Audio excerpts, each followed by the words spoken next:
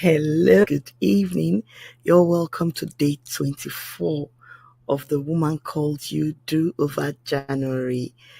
And for the past 24 days, we've been on about our 31 days to declutter and deconstruct the mind to gain clarity.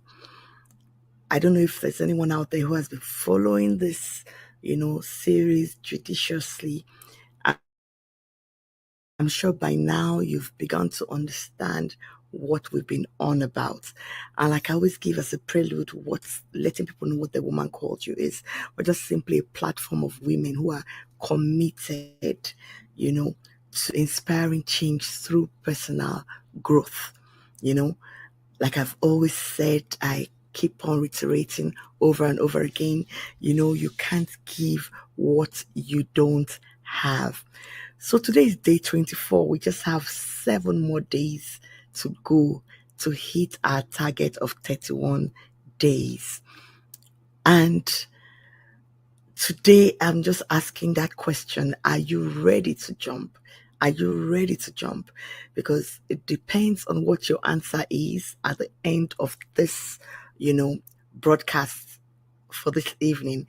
Then we'll just tomorrow with all cylinders blazing, we just go into the next 7 days. And that's, remember, we've already been able to declutter. And when I say declutter, you might not necessarily have been successful in decluttering totally, but at least you've now understood the techniques. You now know the ways and means to go about decluttering. And perhaps, you've just taken that lunge, you've taken that, first step. I mean, 1,000 kilometers, 3,000 kilometers, whatever, it starts with just a step. Even if you are driving, you must just first, leg on the pedal, that first thrust. You must do it first before we just begin to baby steps, and we just pick up momentum. And before you know it, you're out of the gates and you're making progress. And that's what this 31 days is all about. So at least you'll be able to really set the pace. It's not enough to say, okay, January 1st or entering into January 1st, I made my New Year resolutions and all of that. You just need those tips, those, little things that will just bolster your faith to just move out there and conquer. So that's what's hopefully I've been able to do in this past 23 days, day 24. Then, like I said yesterday, we're now going into the cocoa of the whole matter. But I first have to ask this question today. Are you ready to jump? Are you ready to indeed gain clarity? And like I said yesterday, the next point is clarity of purpose. But before we begin to discuss clarity of purpose, before we begin to discuss how you can attain it, to have clarity of your mind, because all these things we're talking about, it has its, its impact on entirely different aspects of your life. But most importantly, no matter what it is about your life, no matter what it is you're dealing with and all of that, everything rests in the power of the mind. And that's why your mind has to be decluttered. I'm sure in the past couple of weeks, you've been able to unlearn certain things to begin to relearn. You've decided to become an avid, not just an avid observer of life, also an avid participant of life. So today I'm saying, are you ready to jump? And the fact remains, so many of us, we have awesome ideas. I'm sure most of the things I've said over the last couple of weeks, have made you revisit some ideas you've had, some ideas that you were not able to just run through because your mind was cluttered, your mind was clogged up. But today I'm saying it is possible for you to execute those ideas. It doesn't matter where you have fallen short with those ideas, but as long as you are ready to jump, I tell you, that thing that just freezes you up. Remember some time ago, I think week 2 or so, when I spoke about fear, how fear cripples the mind. One of the greatest things that have kept many of us stuck is fear. And you need to be ready to jump. Some of us know that why we can't jump is fear. It's fear. But I made us understand that it's not so much the fear of, do I have the money? Will I have the people? Will I have the capacity? The major fear is doubt, and that is, resident in our minds. And that's what we have been dealing with in the last couple of weeks. Because I tell you, before you can decide whether you are ready to jump or not, what are those things that when you imagine or you think of, you are scared concerning what you want to do? And because of that, you're feeling depressed, if not outright depressed, you're beginning to have feelings of doubt that just cripple you, that just grip you.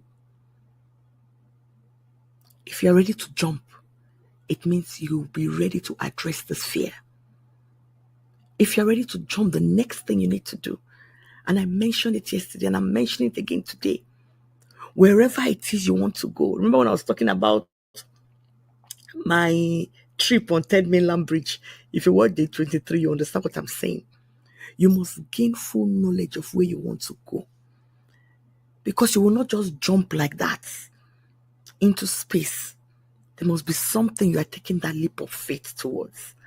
And before you can take that leap of faith, before you can make that jump, you must begin by gathering knowledge. Are you ready to gather the knowledge you need to make that jump? The knowledge you need to have clarity about your purpose, about your why. The next thing you need to do, remember I talked about addressing the fear at hand. And I now said number 2 is gaining knowledge of where you want to go. Every information you need. I said yesterday, you must be an avid reader. You must be an avid consumer of information. And after that, the third thing you need to do, you must be relentless, my sister, in seeking help to make that jump. I've said it over and over again in the past couple of weeks. Your circle, who is on your team, you need such help to make that jump. You can't afford any kind of mental stress at this moment. You need a village around you. We just don't need a village to bring up a child. We also need a village to take that jump. And one thing I want us to understand, that help is always available. Help is always available. So if you've considered those 3 things, there's something else. It's a technique that so many people use when they talk about moving from vision to victory. It's a management, technique that can well serve us even as we prepare to take this jump. And one thing I want to just encourage somebody is that if you have clarity of mind, I tell you, You will live a life that is truly rich. You will live a life that is inspired. You will live a life that you're not just an observer. You're not just on the sidelines. You're an active participant in your life. Because so many people, they're not actively participating in their life because they're mentally fatigued. They're experiencing mental burnout. But you see, if you choose to take that jump, you're also choosing to be inspired. You're also saying, look, everything that will stimulate me to action is what I would, find myself doing. Everything that will motivate me to action is what I'll see myself doing. Whatever fate moves I need to make that will breathe life into whatever my vision is. So I will move from point A, which is vision, to point B, which is victory. I will do it. I will do it. I'll be committed. Not hook, line, and sinker, because I'm not saying you should go do anything that is, unlawful. But I'll be ready, to do whatever is lawful to bring about what I want. Remember, I talked about being an active participant in your life. You're not going to be an observer. You're going to commit. If you're ready to jump, you're going to commit that I will take part in my life. I'll be ready to share and have people share with me. I would have people I can talk to. I would actively participate and engage in every process that my life is involved in. I'm not just going to sit there. I'm going to plug in. If you're ready to jump, you must be ready to plug in. And when you plug in, my sister, you're simply saying, I find value in everything I'm letting myself be involved in. I find value. I find value. And when you find value, you will truly take that jump. And you know why you take that jump? Because you understand the power of being inspired. Who is inspiring you? What is inspiring you? What is motivating you rather to participate in your own life and not be an observer? So quickly, I'll just, take us through, because I want to be done in the next couple of minutes. Don't worry, we have the next 7 days to really throw down,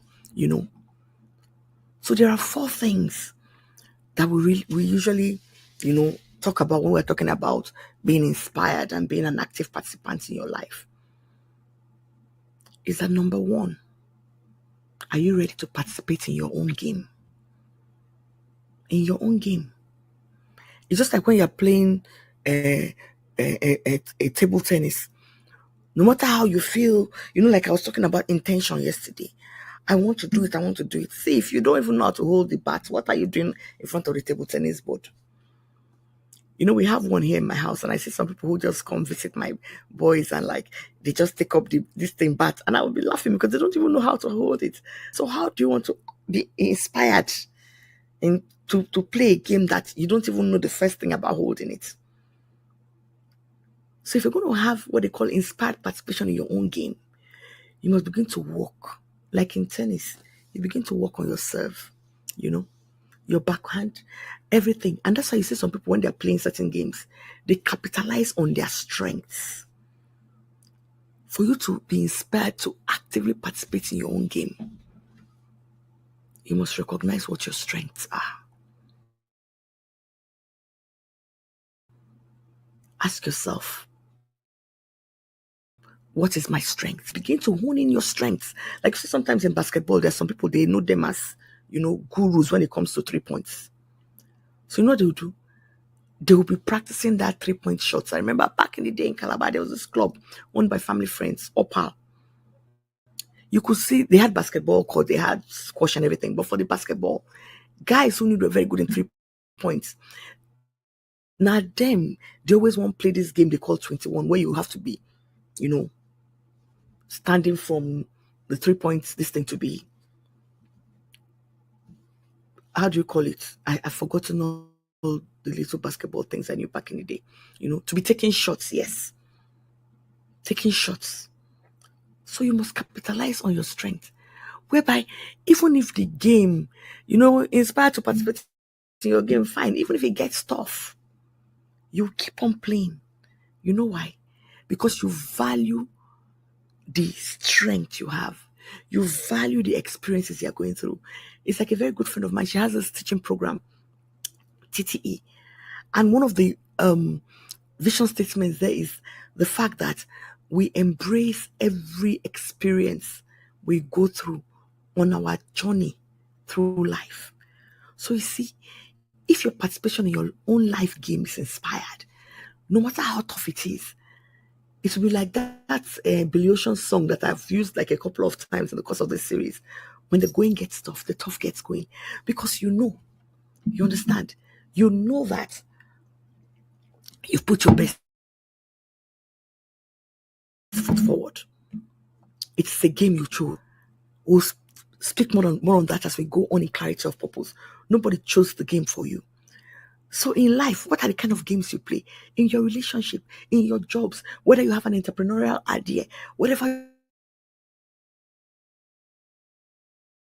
you want to do, whether in your friendship, in your community, participating because you are inspired.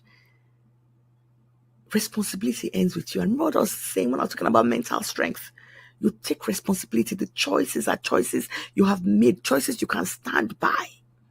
So are you ready to jump? Be ready to stand by your choices and participate with all the inspiration you can muster, because the choice is yours to start with. Another thing you need to do, we talked about inspired participation in the game of your choice. The second thing is for you to be inspired and participate with your feelings. They call it inspired participation in your feelings. When you choose to do certain things, we talked about mental, the state, your mental state and all that. We talked about emotional quotient. I told you that emotional quotient is not like intelligent quotient that is static. The emotional quotient can go up and down depending on what you are going through. So I tell you, when you're participating in your life game, after you have chosen to jump, I want to let you know that it will not be honky-dory all the time. There will be times your emotions will go up. There are some times to calm down. There will be times you'll be confused. There will be times you will be unpredictable.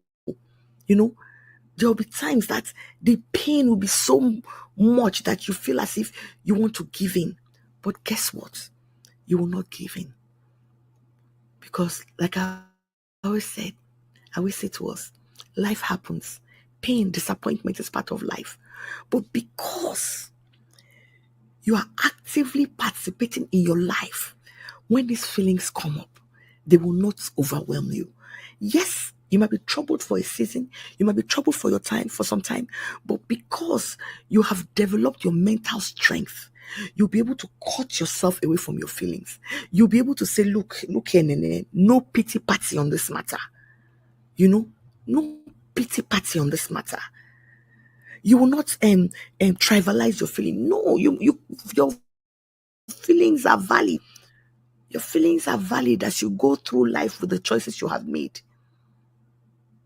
But I want you to know that when you jump, it doesn't mean everything will be good. There will be hard times, But the thing is, you're not going to allow yourself to feel whatever you are feeling. The Bible talks about setting your face as a flint. A woman who sets her face as a flint doesn't mean she doesn't have issues, but she's not allowed her issues to weigh her down. So are you ready to jump? Be ready that you and your feelings, they will participate. You and your feelings will interact very well because life will happen. But because you have made the choices from a strong mental space, you will not give up. Another thing you need to do when you're talking about inspired participation, you must understand that once you take that jump, you agree to take the jump. No man is an island. And that's the truth. I've said it over and over again in the course of this series that no man can live in a vacuum. Even people that tell you I'm introverts. I remember when I was talking about self-care. I'm an introvert. I'm an introvert. That when it comes to social self-care, they still need that thing that will give them joy and satisfaction. I want when you are willing to take that jump and you understand that your participation involves the world, you will know that every action you take, there are consequences that impact other people. I'm telling you, you will know that after you take that jump, everything that you do must have its cause and effect and must affect somebody in one way or the other, either positively or negatively. I mean, in The Woman Called You, we say inspiring change through personal growth. When you say you're inspiring change, you're simply making an impact for good. So please, when you choose to take this jump, and when I say, are you ready to jump? You choose to take this jump, you must know that you must be present. Remember, I talked about presence of mind, practicing presence of mind. You must be present because you must understand that whatever it is you are doing with your world, with the choices you have made, you are simply plugging into everything that is around you, plugging into everything in your sphere of contact. If it's not your family, it's your colleagues, it's your business partners. So if you're ready to take the jump, practice being present and not being you're in a conversation with somebody else and someone else and you're not there. No, that's not actually participating. So whatever it is, you must make sure that by your actions, you provide an enabling environment. And to be able to do that, you must have a decluttered mind. So I'm sure you can now begin to connect the dots and see what is all these things we've been saying all this week. You know, some are seeming as if one is being repetitive. No, everything we have said in the past couple of weeks, they have its place. The last one we need to take into consideration when we are taking that jump, because remember, I'm talking about an inspired participation in your own life because you have chosen to take that jump. Are you ready to jump? Are you willing to jump? That's the question today. I know when I talk about inspired participation in terms of action, you wonder, what am I saying? It's not the same thing as inspired participation with the world, whereby you are plugging into everything around you. It's a little bit different, because sometimes you might just get an idea that seems crazy, and that's true. It might seem crazy. That's why I always tell people, when you're brainstorming, there's no idea that is foolish. This idea might just seem crazy, but with hindsight, or if someone decides to x-ray it closely, you actually see that it's actually a brilliant idea, and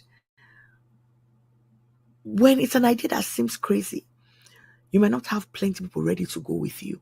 I can imagine how most of those inventors years ago felt when they would do something and people think they're crazy. I can imagine how someone like Elon Musk felt when he started off. Or is it this guy, Jeff Bezos? I remember seeing the pictures of when Amazon started. People will be wondering, now somebody will do something like, what is wrong with my leg? Can't I go to the supermarket and get what I want? Can't I go to the factory and get what I want? But see what's happening today. Those are the kind of things that come under the umbrella of inspired participation for action, because you just know that there's something right about what you're thinking. But you see, when you take this jump, yes, there's something right about what you're thinking, but a lot of naysayers. I remember I talked about this when I mentioned this guy Nehemiah when he was building the wall, and naysayers like Sanballat and Tobias. You must understand that there will be naysayers. But you see what? Because you've made that choice, you must remain perpetually in a place where you are inspired to act regardless of what anybody says. You must understand that you have signed up for this thing. You must understand that whether people are subtle or gentle in their criticism, it will not change you. It will not change you. And the fact is this: when you say you are ready to jump, I tell you, you must understand that jump, when you take it, there's so much at play. You are risking so much, my sister. You are risking so much. But guess what? Won't it have been better that you tried and failed than never to have tried at all? Remember, in the course of this series, I've told us how if an inventor tried something 99 times and he got to the 100th time, he wouldn't say, oh, 99 fails and one win. He would just say, I've learned 99 other ways not to do something and one way to do it. So from tomorrow, if you say you are ready to jump, even if it's one person watching, just put it there. I'm ready to jump.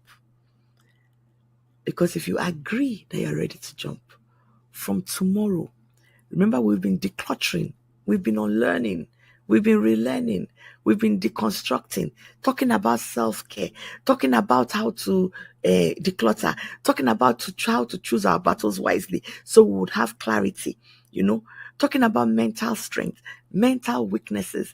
We have gone through the